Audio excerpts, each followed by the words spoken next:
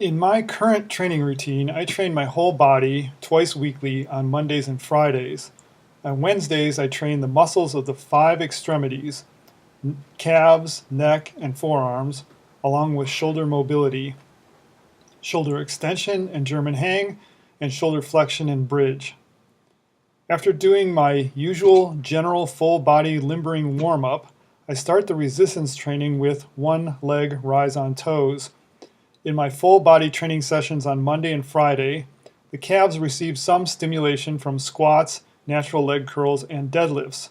But these exercises don't work the ankle strength through its full range of motion.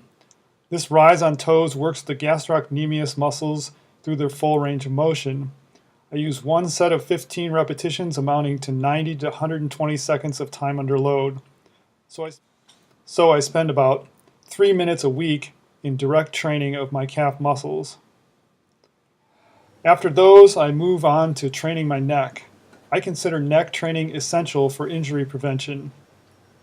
If you drive a car, ride a bike, or do any combat or contact sports, you have a risk of collision trauma that can cause cervical injury that could result in paralysis.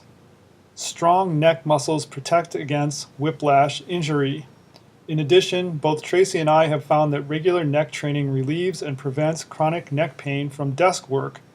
The head weighs about 16 pounds, and if your neck is weak, you will feel strained from holding the head upright in daily activities. The stronger your neck muscles are, the less difficulty they have in maintaining healthy upright posture. I do one set of neck flexion and one of neck extension, a total of about 2 minutes of direct training for my neck each week, which I consider a small price to pay for insurance against severe whiplash injury and more comfort in daily desk work. After the neck, I train the forearms with wrist extension first and then wrist flexion. The forearm muscles are trained in many exercises used in my full body training sessions, including chin-ups, rows, deadlifts, handstands, and various presses. However, as with the calves, the forearm extensors and flexors are not trained through their full ranges of motion with any of those compound multi-joint exercises.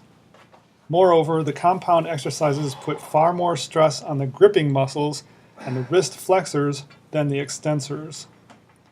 Like many people, I do a lot of work using a computer keyboard. This can cause repetitive stress injury to the wrist extensors, such as carpal tunnel syndrome. Before I started including wrist extensor training in my routines, I suffered from tendonitis in my wrist extensors from doing typewriting. By including in my training routine one weekly set each of wrist extension and wrist flexion, as shown here, each for about 12 to 15 repetitions, with progressive resistance, week to week, I got rid of the tendonitis. Again, this consumes only about 3 to 4 minutes of my week. I consider it a small price to pay for healthy wrists. After the wrist training, I move on to V-ups to train the muscles that flex the hip and spine, primarily the psoas and rectus abdominis. I do one set of maximum repetitions, which consumes about 90 seconds of time. Low back pain is the second most common cause of disability in U.S. adults. More than 80% of the population will experience an episode of low back pain at some time during life, and 85% of people who suffer low back pain once will have recurrences over their lifetime. It should go without saying that the vast majority of people who suffer low back injury or pain do not engage in resistance training. In my clinic, I regularly treat individuals who do no resistance training for low back injury and pain. Typically, these people have injured themselves doing normal daily activities such as moving light boxes, emptying trash cans, rearranging the furniture, playing games or sports, and so forth. In fact, the injury rate for weight training is far below that for running or other sports commonly believed to be safer than weight training. Cross-country runners have an injury rate 100 times greater than people engaged in resistance training. Low back injury and pain are primarily caused by improper lifting mechanics combined with underlying weakness in the waist muscles. When the waist muscles are strong, they function as a natural brace that maintains spinal stability and protects the lumbar vertebrae and discs from damage during physical activity. These V-ups are one of 4 exercises I perform for the waist. The other 3 are side arch-ups, windshield wipers for trunk rotators, and straight leg deadlifts or back extensions for the erector spinae. I perform each exercise once weekly.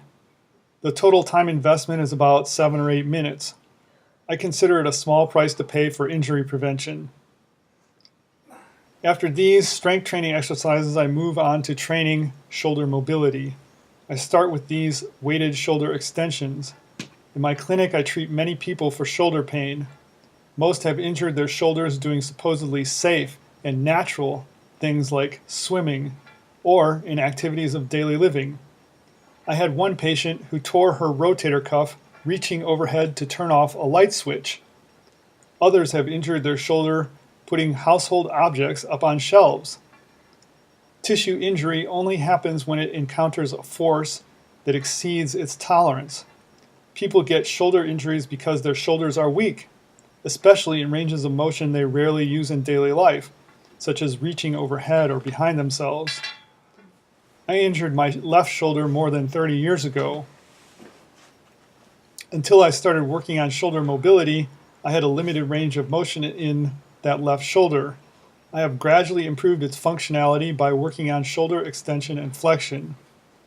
I follow the single set of active shoulder flexion with 1 set of these table rocks for 6 to 8 repetitions. I follow these with German hangs for 30 seconds. Clearly, proper resistance training does not reduce my joint mobility. I doubt that many critics of strength training have this range of shoulder motion. After working on shoulder extension, I work on shoulder flexion and the bridge, which also improves spinal extension. I start with the weighted reclining hero pose.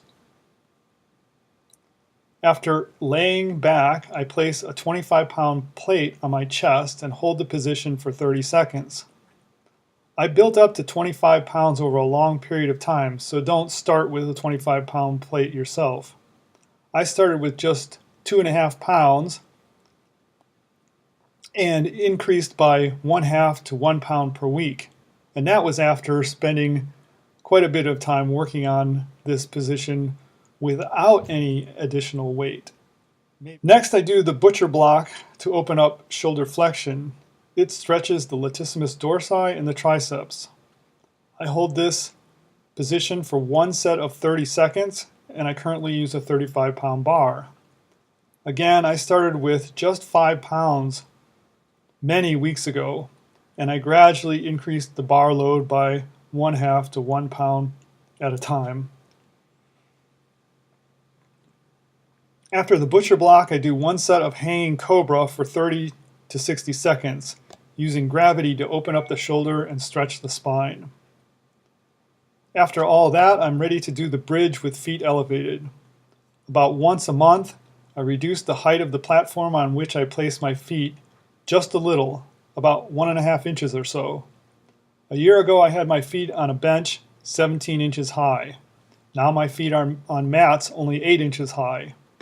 Again, I achieved this by making very small changes, only when I felt completely comfortable with a given platform height.